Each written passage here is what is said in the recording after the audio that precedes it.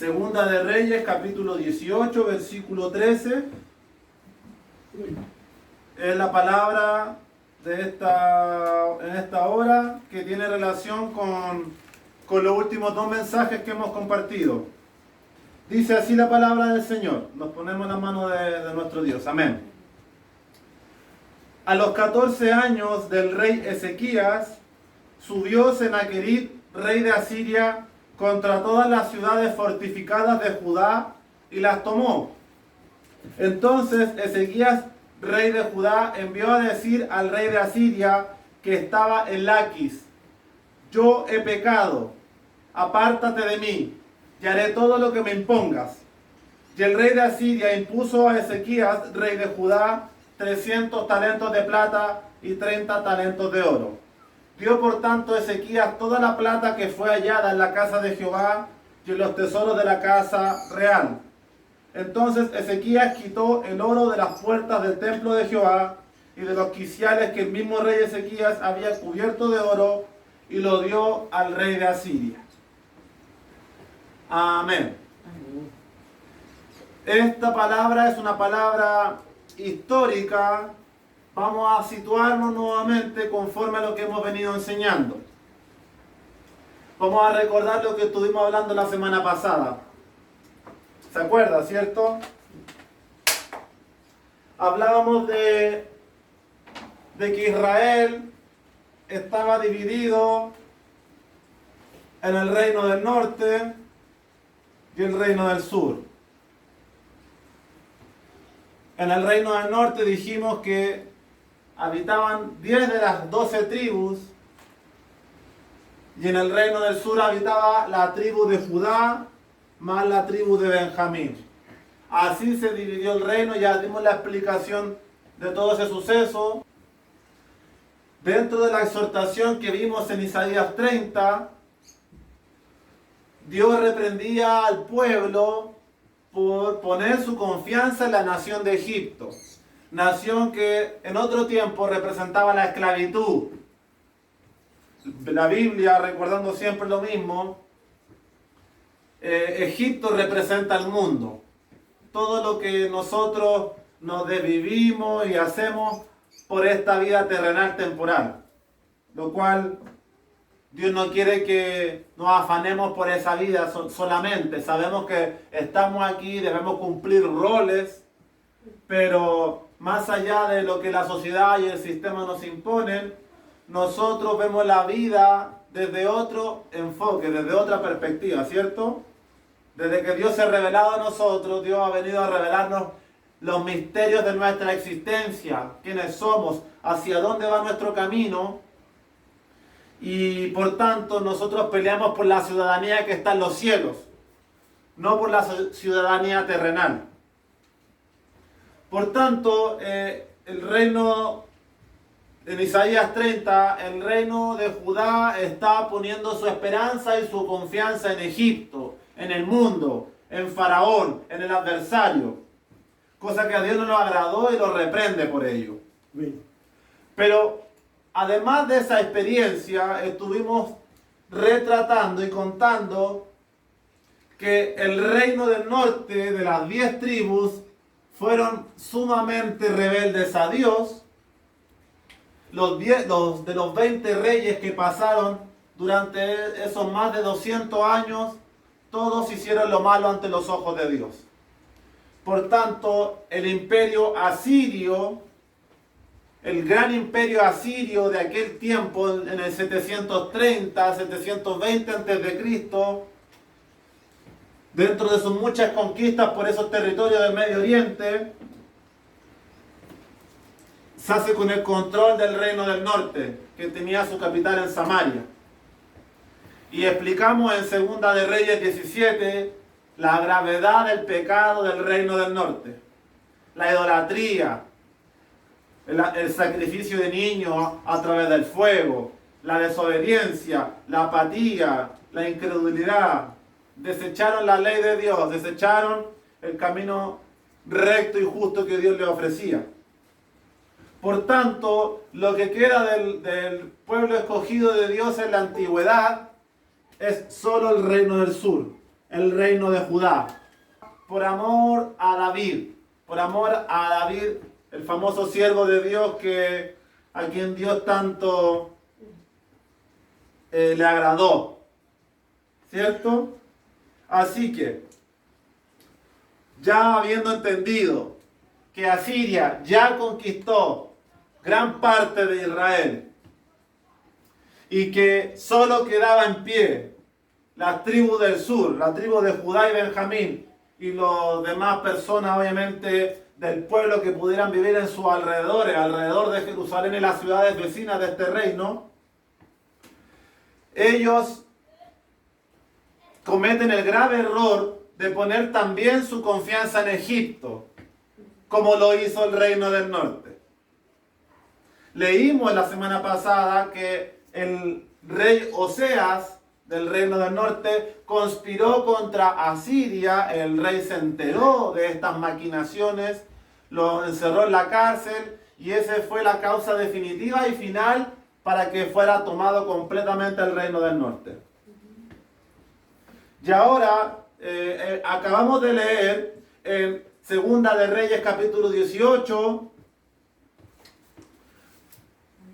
cuando Asiria, ya habiendo tomado el control de este reino, su intención y su mirada ahora se centran en tomar el reino del sur, el reino de Judá, hacerse con el control de Jerusalén, la ciudad de Dios, la Sión, la famosa ciudad de Dios.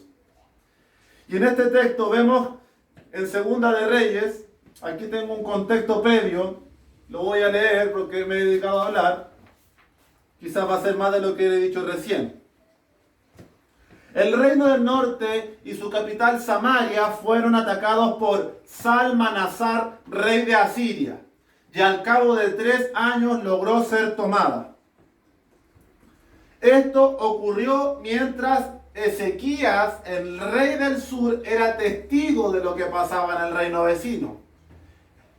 El rey Ezequías y el pueblo que estaba en Jerusalén era testigo de cómo todos sus hermanos, su pueblo que habitaban en el norte, eran conquistados. Recordemos nuevamente lo que el reino del norte hizo. Hizo un trato con Egipto, conspiró contra Asiria y por causa de eso se produjo su conquista final. Y de esto, repito, fue testigo el reino del sur. 8 años después de este fenómeno, en el cual ya este reino del sur, lamentablemente, se perdió, fue llevado cautivo a las ciudades de aquel imperio, etcétera, etcétera, conquistado, esparcido, asesinado y toda clase de cosas. Solo nos queda Judá. Amén. Y Jerusalén, como pueblo de Dios, de pie aún. Entonces el texto que acabamos de leer se centra 8 años después de esa conquista. A los 14 años del rey Ezequías, subió Senaquerib, rey de Asiria, contra todas las ciudades fortificadas de Judá y las tomó. Entonces, ahora la atención está sobre el reino del sur. El contexto de esta palabra nos muestra que así como antiguamente el reino del norte conspiró contra Siria junto a Egipto y por causa de ello finalmente fue conquistada, así también Judá algo hizo mal, que provocó la invasión a Siria, pues se nos señala que Ezequías pecó contra Asiria. Y aquí está el contexto completo de la escritura. Isaías 30 nos hablaba, ay de los hijos rebeldes que ponen su mirada en Egipto, su confianza en Faraón, su confianza va a ser transformada en vergüenza. Esa palabra que Isaías proclama era sobre el reino del sur, sobre Jerusalén y todas las ciudades alrededores, de su alrededor. Así que, efectivamente, durante los días del reinado de Ezequías, este reino, al igual que el del norte, también tropezó, también puso su confianza en Egipto, y por causa de ello es que acabamos de leer que Ezequías, que Sennacherib, el rey asirio, sube contra todos estos pueblos de Judá, contra todas las ciudades fortificadas de Judá, y las toma. O sea que el reino del sur estaba en esa tensión de decir, nuestros hermanos del reino del norte pusieron su confianza en Egipto, cayeron, fueron conquistados, y ahora quedamos nosotros, y nosotros también hemos cometido el error de poner nuestra confianza en Egipto, a pesar de que el profeta Isaías nos advirtió que no lo hiciéramos, y por causa de eso estamos viviendo que todo nuestro reino, las ciudades vecinas y de alrededor, no Jerusalén, las que están alrededor, están siendo tomadas por este imperio.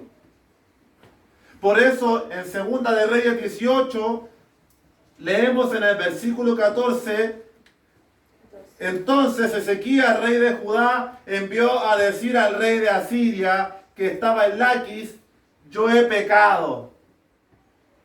La Biblia nos revela abiertamente qué tipo de pecado cometió, pero en torno al estudio que hemos hecho y profundizado, bueno, sí lo revela, pero hay que examinarlo con lupa.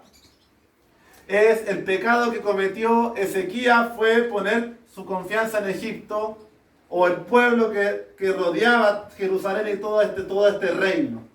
Por eso él dice, yo he pecado contra ti, rey de Asiria. Y es por eso que se le impone un tributo. Él le paga un tributo al rey de Asiria, 300 talentos de plata y 30 talentos de oro, y le tuvo que entregar todo un motín para calmar esta tensión, esta inminente conquista que se venía a venir sobre el reino del sur, el reino de Judá con su ciudad Jerusalén. Y de aquí, hermanos, podemos llegar a la conclusión de Isaías capítulo 30, versículo 3 al versículo 5. Vamos a leer del 2 al 5. Nuevamente. Habiendo sabido que el versículo 1 nos hablaba, ay de los hijos rebeldes, ay de los hijos que se apartan. Y en el versículo 2, que se apartan para descender a Egipto, y no han preguntado de mi boca, para fortalecerse con la fuerza de Faraón, y poner su esperanza en la sombra de Egipto. Pero la fuerza de Faraón se os cambiará en vergüenza, y el amparo en la sombra de Egipto en confusión. Cuando estén sus príncipes en Zoán, y sus embajadores lleguen a Anes, todos se avergonzarán del pueblo que no les aprovecha, ni los socorre, ni les trae provecho. Antes les será para vergüenza y aún para oprobio. Estas palabras se están cumpliendo en Segunda de Reyes, donde Ezequías dice, yo he pecado contra ti, rey. Y por eso tengo que pagar tributo, porque estamos haciendo una alianza con Egipto, y por lo cual, obviamente, esta alianza es frustrada. Los asirios atacan ciertos lugares, haciendo que los egipcios huyan, matando a pueblos de Judá y haciéndose con el control de las ciudades fortificadas que rodeaban el reino de Jerusalén. De aquí concluimos entonces toda esta serie de errores y naturaleza rebelde que tenemos como personas, en una aplicación también práctica para nuestros días, en el error de poner nuestra confianza en Egipto.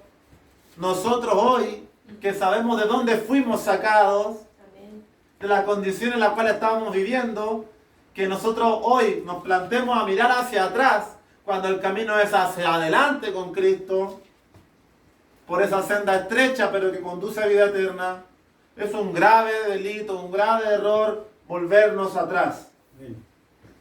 Además de que tenemos la experiencia en el tiempo de ellos, tenían la experiencia negativa del reino del norte, lo expliqué ya un montón de veces recién. Fueron conquistados. Nosotros hoy en día tenemos la experiencia del mundo, de la gente. ¿Qué nos pueden ofrecer? Nada. Nada. Espiritualmente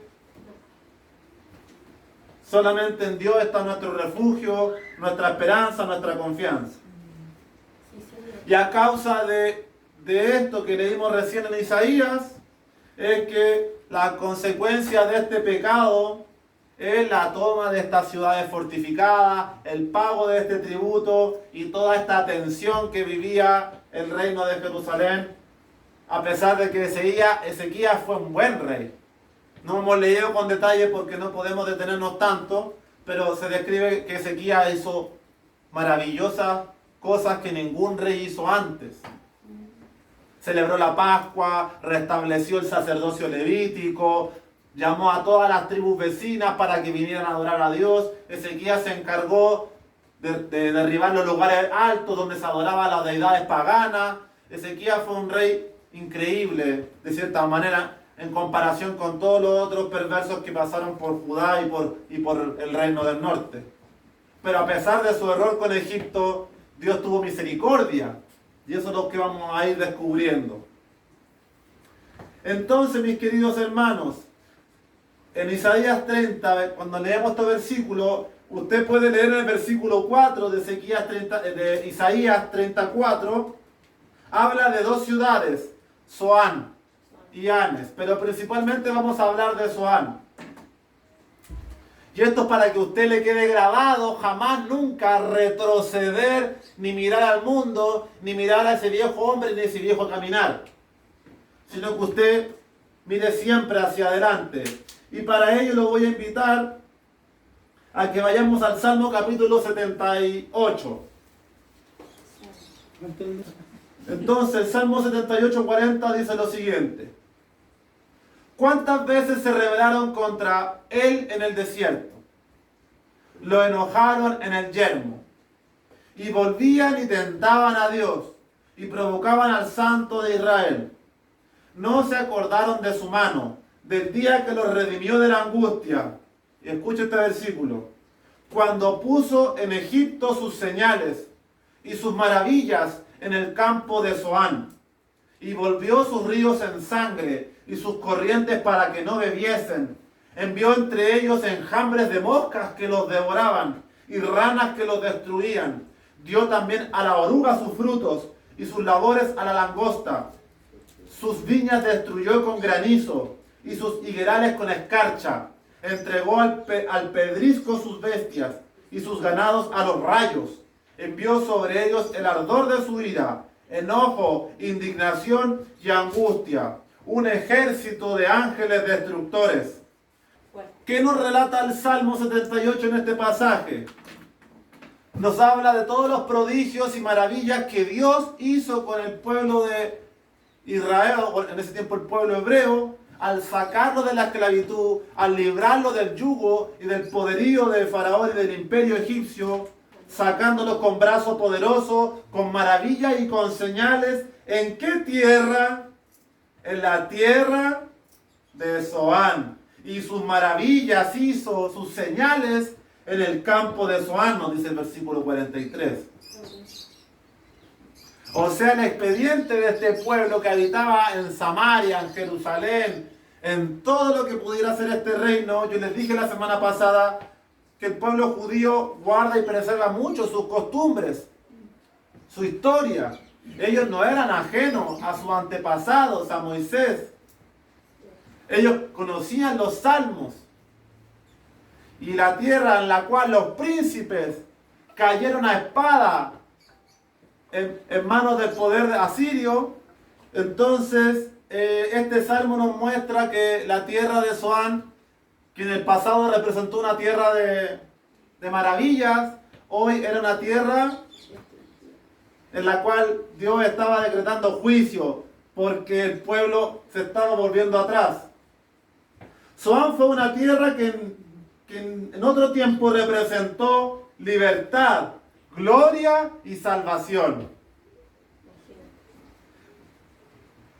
De hecho, este salmo se llama Fidelidad de Dios hacia su pueblo infiel. Ahora, esta misma tierra de Zoán, como leímos en Isaías 30, representa todo lo opuesto a libertad, gloria y salvación, como leímos en este salmo maravilloso. Sino que ahora venía a representar vergüenza, confusión, oprobio y humillación. De hecho, en ese mismo Salmo 78, si leemos el versículo 10 al 13, Salmo 78 del 10 al 13, el mismo que estábamos leyendo recién, acerca de la constante rebeldía de este pueblo, no solo en los tiempos de Judá y de lo que estamos hablando, en el tiempo antiguo. Recuerda el estudio de 1 Corintios 10, donde vimos todo el ejemplo de la desobediencia de Israel. Y leemos en el Salmo 78:10, no guardaron el pacto de Dios, no quisieron andar en su ley, sino que se olvidaron de sus obras y de sus maravillas que les había mostrado. Y miren nuevamente, delante de sus padres hizo maravillas en la tierra de Egipto, en el campo de Zoán. Dividió el mar y los hizo pasar. Detuvo las aguas como en un montón. ¡Wow! Y les guió con nube y toda la noche con resplandor de fuego. ¿Se acuerda de la nube? Tanto que hablamos de eso también. Entonces el Salmo 78 nos da dos indicios de que Zoán, además de representar lo que vimos recién, fue un lugar cercano en el cual Dios dividió el mar para hacer pasar su pueblo en seco. Qué increíble que en esa misma tierra, cientos de años después, iba a ser una tierra de aflicción, de calamidad, de vergüenza y de destrucción por causa de su desobediencia, por causa de retroceder al pasado, por causa del orgullo, de la rebeldía, de la apatía, de la vanidad, de la ignorancia, de todo eso, de toda esa naturaleza del viejo hombre que quiere nacer en nosotros. Como decía Lutero, pensé que se había muerto ese viejo hombre en las aguas del bautismo. Me regocijé, lloré ese día que Dios lo acepté. Fui nuevo, fui transformado. Pero al día siguiente me desperté con las mismas pasiones y los mismos deseos de pecar. El infeliz sabía nadar. Entonces nosotros no, como dice Corintios 10, el que esté firme, mire que no caiga. Sus 30 años, sus 10 años, sus 2 años, guárdelos, consérvelos, atesórelos. Escriba sus experiencias con el Señor, sus sueños, cuando fue a orar, cuando hubo una liberación. Todas esas cositas, abrácelas porque es toda una sumatoria de testimonios y evidencias que fortalecen nuestra fe. Amén. Para cuando esta carne y el mundo guerreen, cuando Faraón y Egipto guerreen contra nuestras vidas, no retrocedamos. No nos volvamos atrás, como lo hizo el pueblo de Dios en la antigüedad. Y vamos ahora a Isaías 30, versículo 9. Isaías 30, 9 al 11 dice lo siguiente: porque este pueblo es rebelde, hijos mentirosos, hijos que no quisieron oír la ley de Jehová, que dicen a los videntes, no veáis, y a los profetas, no nos profeticéis lo recto, decidnos cosas halagueñas, profetizad mentiras, dejad el camino, apartados de la senda, quitad de nuestra presencia al Santo de Israel. Esta palabra de Isaías 30 se repite una vez más lo que nos decía el Salmo 78, versículo 10 al 13. No quisieron andar en la ley de Dios, no quisieron guardar su pacto. Aquí también se sigue repitiendo la misma constante.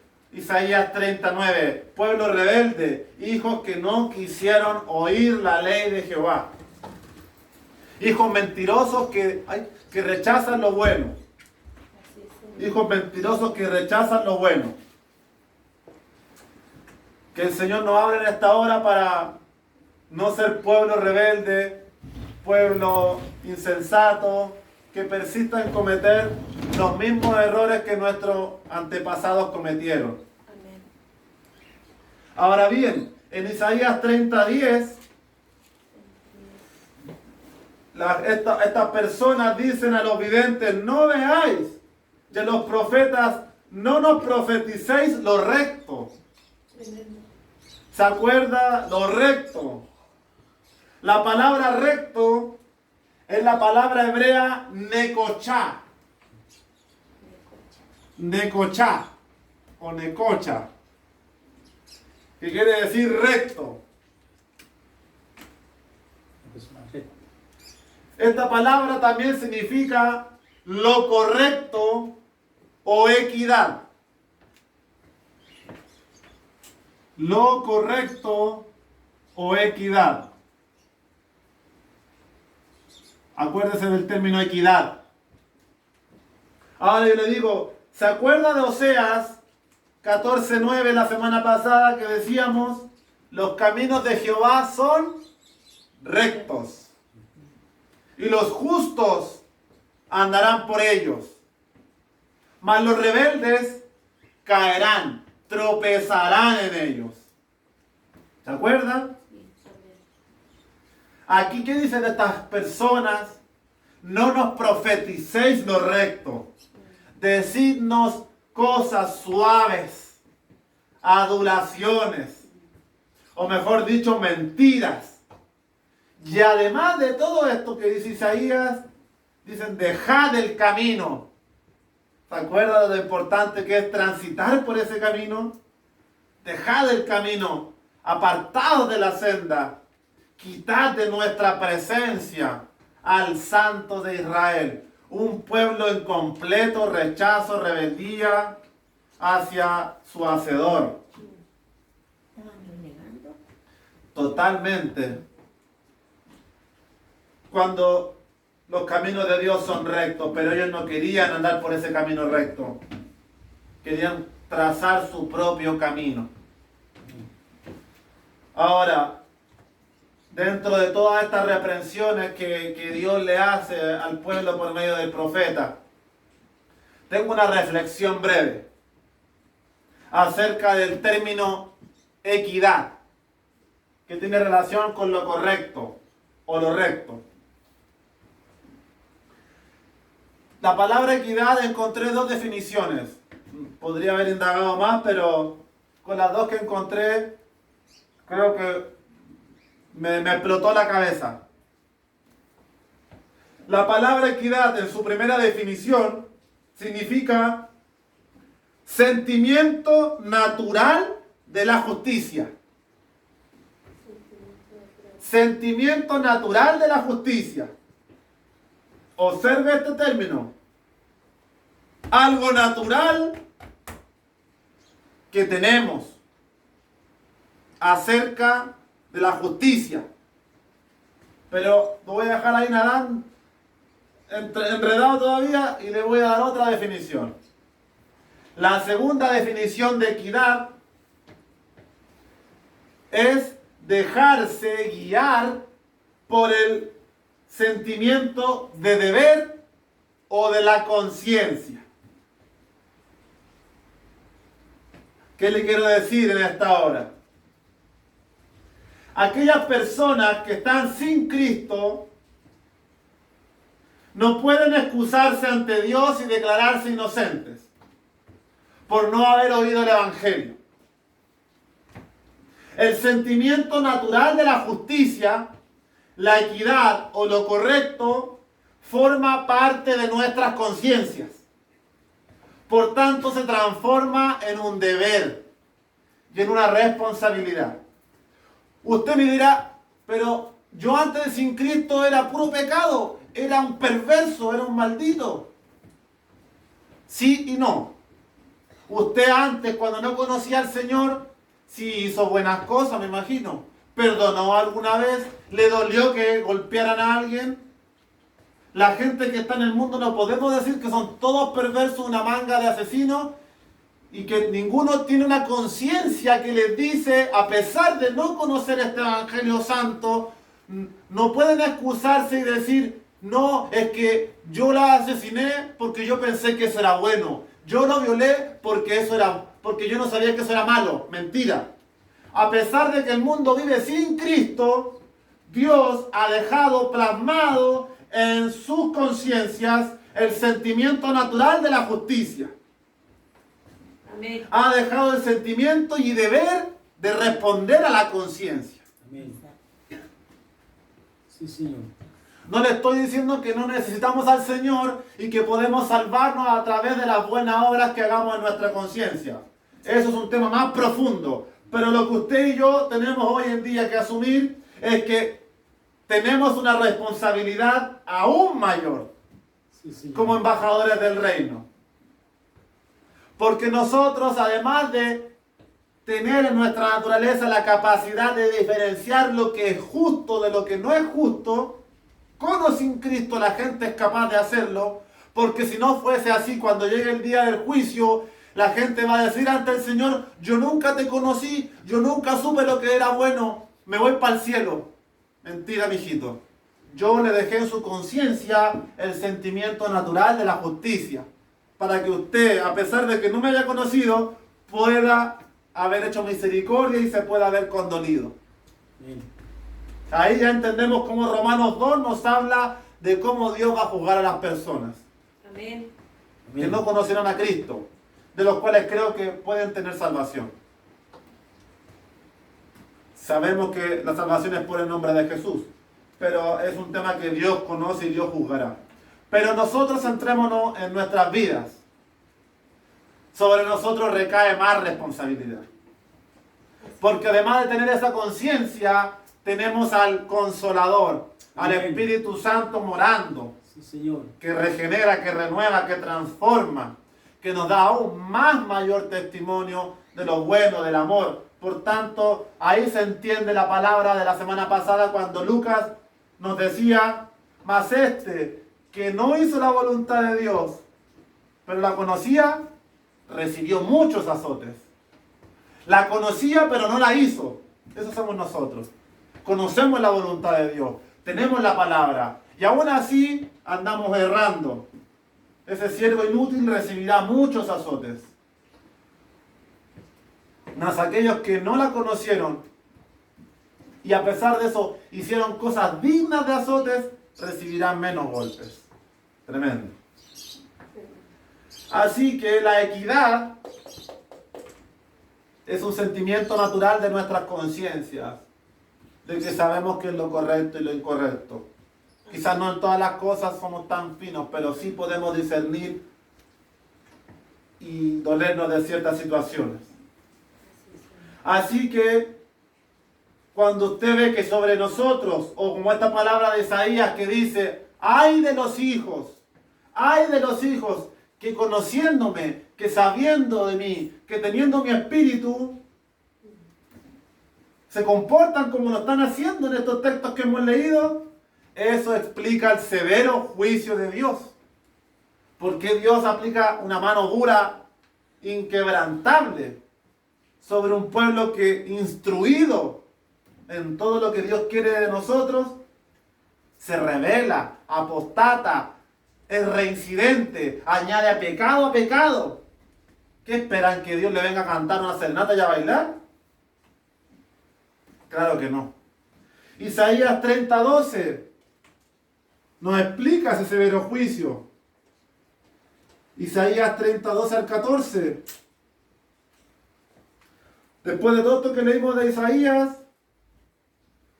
Dios le responde lo siguiente: a todos estos que dicen: no profetizáis lo recto, decidnos cosas halagueñas, decidnos cosas suavecitas. ¿No le hace familiar? Esto fue escrito hace 2700 años, hermano. ¿Qué le gusta a la gente hoy? Amén. Aleluya. Dime cosas suavecitas, dime halagos.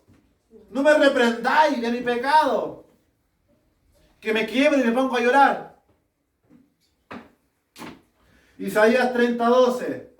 Por tanto, el Santo de Israel dice así: porque desechasteis esta palabra y confiasteis en violencia y en iniquidad, y en ello os habéis apoyado, por tanto os será este pecado como grieta que amenaza ruina, extendiéndose en una pared elevada, cuya caída viene súbita y repentinamente, y se quebrará como se quiebra un vaso de alfarero, que sin misericordia lo hacen pedazos, tanto que entre los pedazos no se haya tiesto para traer fuego del hogar o para sacar agua del pozo. ¿Qué quiere decir esta palabra? Separada en dos cosas. Dios les dice, bien, ustedes desean poner su confianza en Egipto, en violencia, en el mundo, en iniquidad. Por tanto, yo les digo lo siguiente, su pecado será como una grieta que se hace con los sismos, por ejemplo, en los muros, y usted ve que el muro se empieza a fisurar, la grieta empieza a crecer, y llega un punto que llega hasta la cúspide de lo alto del muro, y ya no aguanta más, y se desploma. Eso es el pecado en nuestras vidas. Añaden pecado, pecado, pecado, pecado, pecado. Ya hay una paciencia de Dios, un punto cúspide que ya se acabó.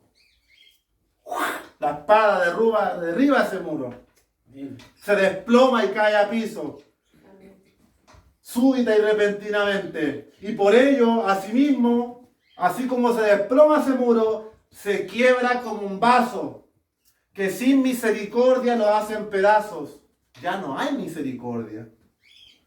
Tanto que entre los pedazos no sirve para nada. En un pedazo de un vaso de vidrio usted va a echar agua para tomar, tiene más probabilidad de cortarse que tomar agua. Amén. Así es.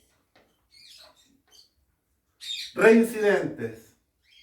Repara tus fisuras a tiempo, antes que sea tarde. Amén. Gloria a Dios. Repara tus malas decisiones, tus malos hábitos, tu mala conducta, tu arrogancia, tu orgullo, tu propia percepción, tu apatía y todo aquello que impide que Dios pueda glorificarse en tu vida. De lo contrario, serás como un vaso que no sirve para nada. Y como decía Hebreos, no queda más que una horrenda expectación de juicio y de hervor de fuego que ha de devorar ¿a quién? A los adversarios. Aleluya. Claro, pues se va a declarar amigo de Dios al rechazar al Señor de la manera en que este pueblo lo rechazó, no todos, porque siempre hubo un remanente, ¿cierto? Así que ahora vamos a ver el desenlace de la historia. Habiendo exhortado toda esta verdad para nuestras vidas y habiendo entendido en Isaías 30 todo lo que este pecado enfadó a Dios, de que tanto la tribu del norte como la tribu del sur ponen su confianza en Egipto, se vuelven al mundo, se vuelven a lo que representa esclavitud, iniquidad, violencia, vergüenza. Y todo esto se transforma en humillación. Y por más que Dios les reprende por medio de sus profetas, la grieta crece, crece, crece, crece. Y llega un momento en que cae la vara de juicio y se desmorona como un vaso de alfarero, que se quiebra y no sirve para nada. ¿Amén? Amén.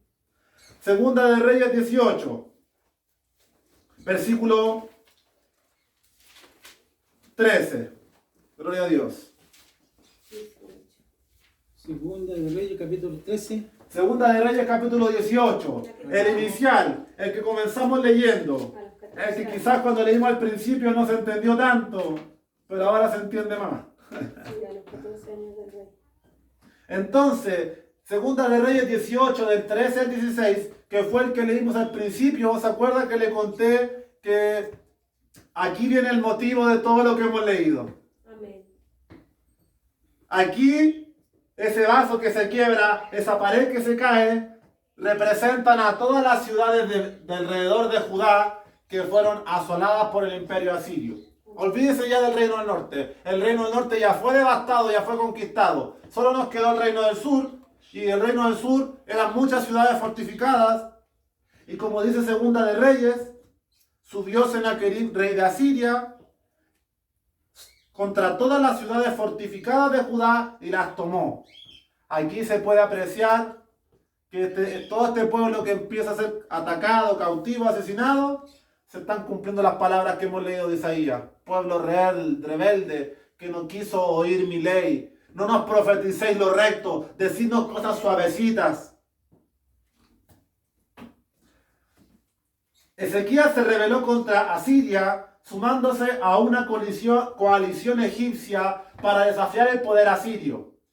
Sennacherib atacó a los rebeldes, los expulsó a los egipcios y se hizo con el control de diversas ciudades y fortalezas de Judá, pero no de Jerusalén. Le faltaba la más importante. Jerusalén, Jerusalén. Hay un escrito que se llama el Prisma de Sennacherib, que es el segundo 37 y el tercero 49, que dicen lo siguiente: históricamente Sennacherib escribió esto: en cuanto a Ezequías el judío, no se sometió a mi yugo.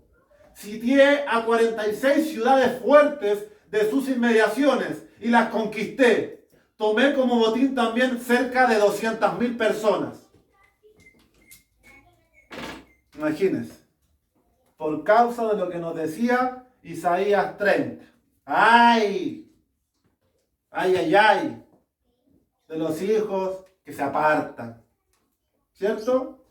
Y ahora nos vamos a dedicar a leer, hermano, para encontrar el desenlace de esta historia tan impactante. Habiendo ya leído lo del principio, donde Ezequías entrega el tesoro, incluso el mismo templo de Dios tuvo que entregar el oro que él mismo había puesto, o que él mismo había mandado de reconstruir. Pagó un precio por su pecado, claro que sí. Segunda de Reyes 18, versículo 17 al 18. Después el rey de Asiria envió contra el rey Ezequías al Tartán, al Rabsaris y al Rabsacés con un gran ejército, desde Laquis contra Jerusalén. Y subieron y vinieron a Jerusalén. ¿Ves? Aquí ya faltaba lo último. Y habiendo subido, vinieron y acamparon junto al acueducto del estanque de arriba, en el camino de la heredad del lavador. Llamaron luego al rey y salió a ellos Eliakim, hijo de Hilcías, mayordomo, y Sebna, escriba, y Joá, hijo de Asaf, canciller. Es decir, estos generales asirios vienen a Jerusalén, o se presentan a los alrededores de estas ciudades fortificadas, y vienen y salen a recibirlo estos tres embajadores y gobernantes o posiciones de autoridad de Ezequías. Y en Segunda de Reyes 19 al 25 les dicen lo siguiente: y les dijo el Rabsacés: decid ahora a Ezequías, así dice el gran rey de Asiria, ¿qué confianza es esta en que te apoyas? Dices, pero son palabras vacías. Consejo tengo y fuerzas para la guerra, mas ¿en qué confías que te has rebelado contra mí? Mire ahora, nos detenemos en el 21. He aquí que confías en este báculo de caña cascada en Egipto, en el cual si alguno se apoyare, se le entrará por la mano y la traspasará. Tal es Faraón, rey de Egipto, para todos los que en él confían. Lo que los generales asirios le están diciendo a este reino de Judá, que puso su mirada en Egipto, que puso su confianza en Faraón, le dicen: confías en este báculo de caña cascada. ¿Eso qué quiere decir, hermano? Es un bastón de madera o un palo quebrado. Usted ha quebrado una madera. ¿Qué pasa con la punta de la madera? Queda filuda.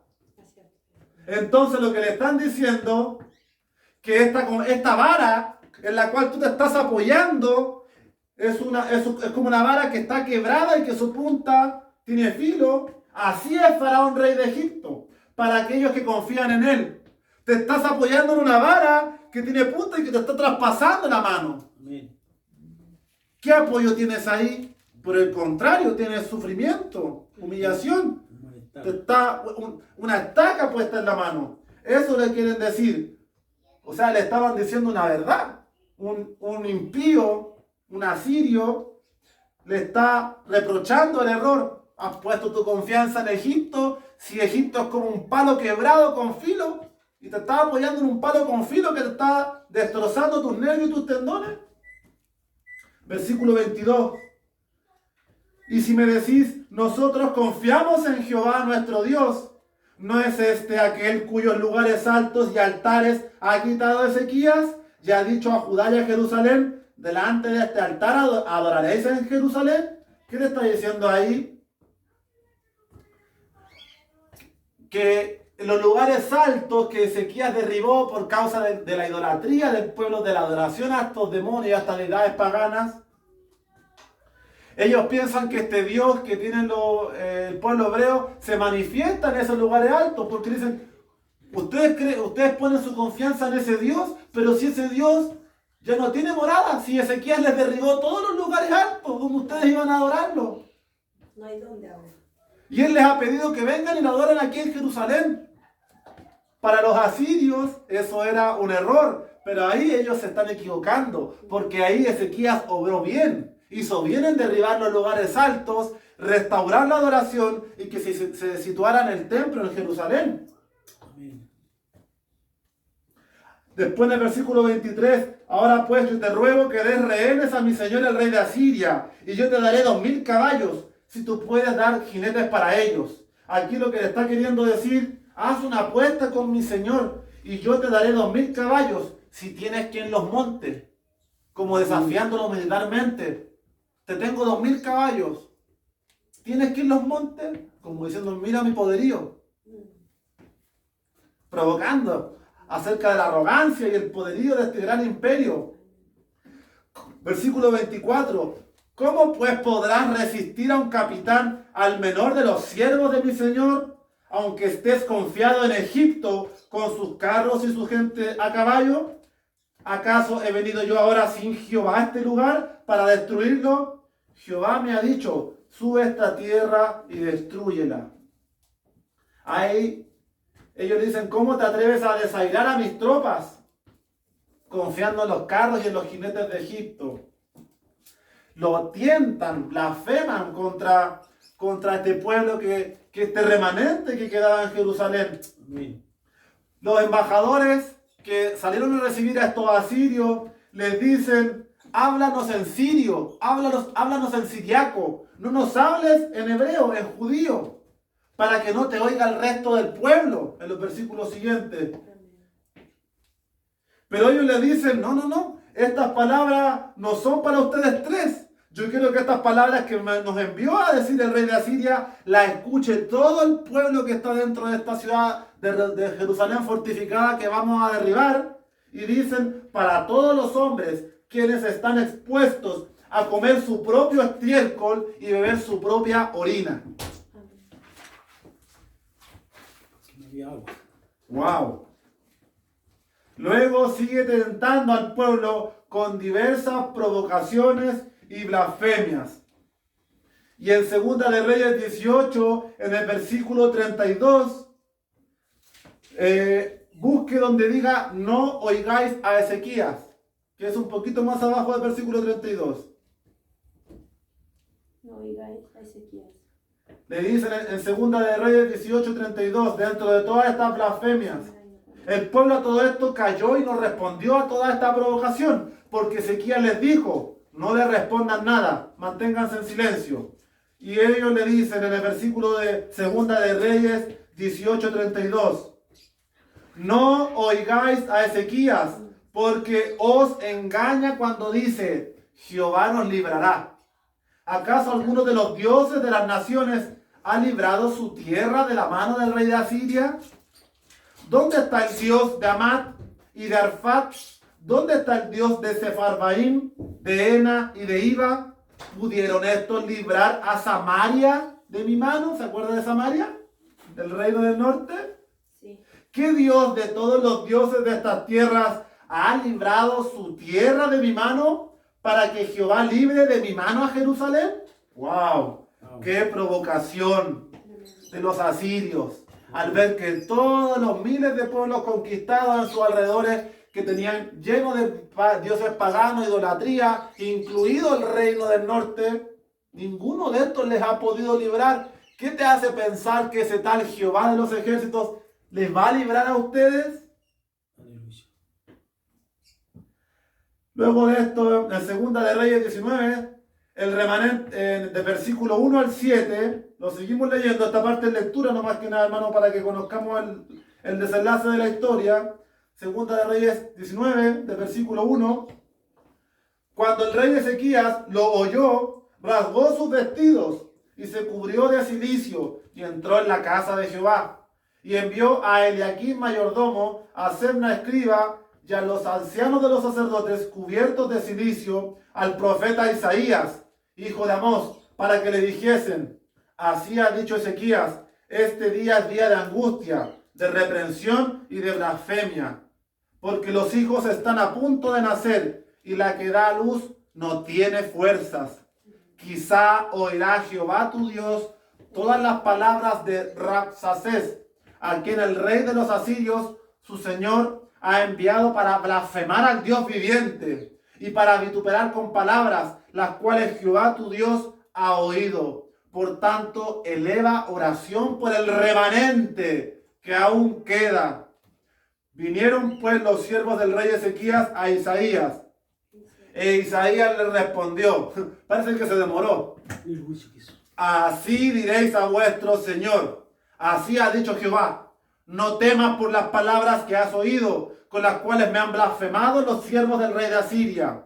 He aquí yo pondré en él un espíritu, y oirá rumor, y volverá a su tierra, y haré que en su tierra caiga a espada. Tremendo. Aleluya. Qué increíble la simpleza de la resolución ante semejante amenaza. Cómo Dios puede llegar a probar nuestra fe a un extremo tan grande que ante al ver un imperio gigantesco que conquistó a todos y solo faltamos nosotros, un profeta de Dios me diga: no temas Aleluya. nada de estas blasfemias, yo pondré un espíritu y volverá. Tremendo. Tremendo, ¿cierto? Amén. En Segunda de Reyes 19, vamos a ir terminando con los últimos pasajes. En el versículo 14, Segunda de Reyes 19, 14, está la oración de Ezequías. Y tomó Ezequías las cartas de mano de los embajadores, y después que las hubo leído, subió a la casa de Jehová, y las extendió Ezequías delante de Jehová. Y oró Ezequías delante de Jehová, diciendo: Jehová Dios de Israel, que moras entre los querubines, solo tú eres Dios de todos los reinos de la tierra. Amén. Tú hiciste el cielo y la tierra. Inclina, oh Jehová, tu oído y oye. Abre, oh Jehová, tus ojos y mira y oye las palabras de Sennacherib, que ha enviado a blasfemar al Dios viviente. Amén. Es verdad, oh Jehová, que los reyes de Asiria han destruido las naciones y sus tierras, y que echaron al fuego a sus dioses, por cuanto ellos no eran dioses, sino obra de manos de hombres, Amén. madera o piedra, y por eso los destruyeron. Ahora pues, oh Jehová Dios nuestro, sálvanos, te ruego, de su mano, para que sepan todos los reinos de la tierra que solo tú, Jehová, Amén. eres Dios. Así es, Señor. Aquí vemos la oración y la humillación del rey Ezequías ante la presencia de Dios. Amén. Y luego de ello viene la confirmación y la respuesta de Dios nuevamente mediante el profeta, lo cual vamos a resumir en Segunda de Reyes 19, del 32 al 34, para no leer toda la profecía que aquí señala Isaías. Y dice lo siguiente: Segunda de Reyes 19, del 32 al 34. Por tanto, así dice Jehová acerca del rey de Asiria. Esta es la respuesta de Isaías. No entrará en esta ciudad, ni echará saeta en ella, ni vendrá delante de ella con escudo, ni levantará contra ella baluarte. Por el mismo camino que vino volverá, y no entrará en esta ciudad, dice Jehová, porque yo ampararé esta ciudad para salvarla, por amor a mí mismo y por amor a David mi siervo. Gloria a Dios por esa palabra, hermanos. Y ahora lo último, pues, los últimos pasajes. Estamos bien en la horita, nos quedan justo unos minutitos para el desenlace final. Amén. Después de haber esta historia que la acabo de leer, usted la puede leer en Segunda de Reyes, en Segunda de Crónicas o en Isaías. Los tres libros bíblicos retratan esta historia. Por eso vamos a ir a Isaías 37. Nos trae la última desenlace de esta historia que hemos resumido en esta hora. Y dice así Isaías: y salió el ángel de Jehová y mató a 185,000 en el campamento de los asirios. Y cuando se levantaron por la mañana, he aquí que todo era cuerpos de muertos. Entonces Sennacherib, rey de Asiria, se fue e hizo su morada en Nínive. Y aconteció que mientras adoraban el templo de Nisroch, su dios, sus hijos Adramelech y Sarecer le mataron a espada y huyeron a la tierra de Ararat, y reinó en su lugar Esar-Adón, su hijo. Gloria a Dios por esta respuesta a la oración y a la humillación de Ezequías, al clamor de este varón que presentó su petición con un corazón contrito, sencillo. Dios escuchó su clamor, su arrepentimiento, y por causa de las blasfemias contra el Señor por parte de este imperio asirio, el Señor en una sola noche, mientras todos los asirios acampaban afuera para tomar la ciudad de Jerusalén, un ángel destructor de Dios mató a 185,000 asirios en una sola noche. Amén. ¿Usted cree que esto es una fábula, es una leyenda, es un mito o es un hecho real? Hecho real. Aquí todos creemos que es un hecho real, histórico. Ese es el Dios que servimos, ese es el Dios que alabamos. ¿Y qué es lo que le pedía Dios al pueblo dentro de todas estas reprensiones? ¿Qué es lo que quería Dios del pueblo? Isaías 30:15 nos da la respuesta. Una respuesta, hermano, un versículo poderosísimo. Un versículo impactante, que lo invito a que pueda meditar. Isaías 30:15. Isaías 30, 15. 15. Dice así la palabra de Dios: porque así dijo Jehová el Señor, el Santo de Israel: en descanso y en reposo seréis salvos, en quietud y en confianza será vuestra fortaleza, y no quisisteis. El Señor demandaba del pueblo, en vez de poner su confianza en dioses paganos, en Egipto, en desobedecer a Dios, en desechar su ley y en tantas de estas manifestaciones en contra del Señor, Dios le dice, después de todo este discurso, esto dice Dios: en descanso y en reposo seréis salvos. Gloria a Dios. En quietud y en confianza será vuestra fortaleza. ¿Será capaz usted de conservar la calma, el reposo, la quietud y mantener la confianza en medio de las pruebas? Otra Biblia hebrea de este texto dice: vuestra salvación está en volveros a mí, convertíos y tener calma. Vuestra fortaleza consiste en confiar y estar tranquilos. La paciencia, hermano, que importante, va de la mano con la fe. Poca gente conoce y entiende a Dios a la luz de este pasaje, ¿o no? ¿Qué persona creyente conoce usted que en medio de la dificultad puede atesorarse de Isaías 30:15 y decir: Dios mío, en descanso y en reposo seré salvo? En quietud y en confianza está mi fortaleza, está mi fe. Aleluya. Siempre y cuando hayamos hecho lo que a Dios le agrada, ¿cierto? Amén. Y ahí mismo en Isaías 30, 18, 30, 18. finalizamos con una hermosa promesa y una bendición que dice: por tanto, Jehová esperará para tener piedad de vosotros, y por tanto será exaltado teniendo de vosotros misericordia, porque Jehová es Dios justo. Bienaventurados todos los que confían en Él. Amén. 15, Gracias, 18. Señor.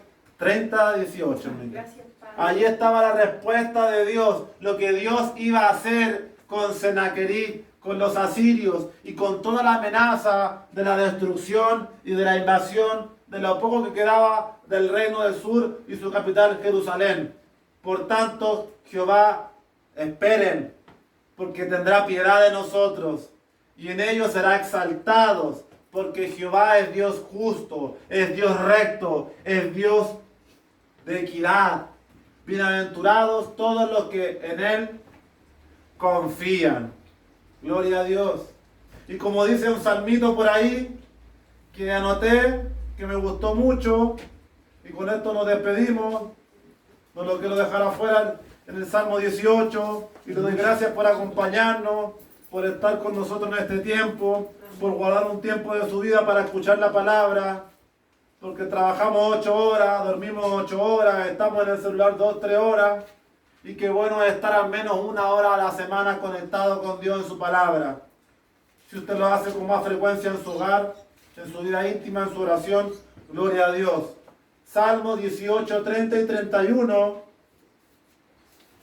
Otra promesa para que pueda usted empaparse más de esta confianza, de esta fe, de esperar, de tener calma.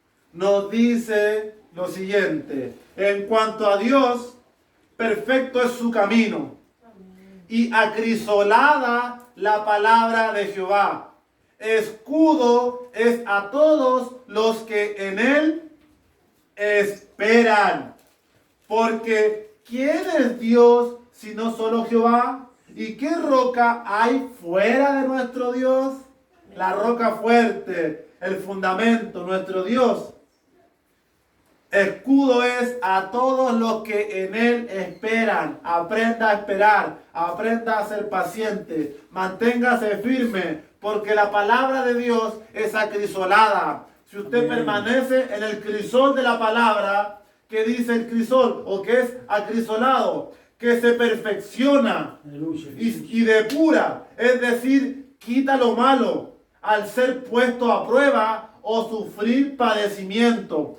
Cuando usted está en la prueba, usted está siendo acrisolado y Dios está depurando, quitando lo malo en esas Aleluya, pruebas, Jesús. en ese sufrimiento, y Dios nos está perfeccionando. Por tanto, tengamos calma en la prueba, clamemos y humillemos nuestro corazón a Dios como lo hizo Ezequías, a pesar de nuestros errores, y en ese crisol Dios va a ir quitando lo malo. Si perseveramos en su palabra, va a ir depurando todo lo negativo en nuestro ser, todo lo que Gracias, está Jesús. impidiendo su gloria, todo lo que nos quita la paz, toda la ansiedad, toda amargura. La palabra va a ir depurando, sacando todo lo malo, y en esa prueba seremos perfeccionados.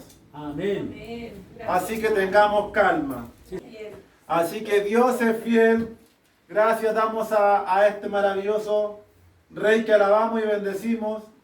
Espero que le haya gustado este estudio Sí, Señor. que hemos visto en 3 partes. Hemos visto los hijos rebeldes, todo lo que conlleva apartarse de Dios, lo que conlleva perseverar en el pecado, Aleluya. y a la par la historia de este reino del Amén, norte Señor. y del sur, con el desenlace Gracias, en Jesús. esta salvación que Dios hizo sobre ellos Aleluya, Señor. en una sola noche. Amén. Amén. Amén.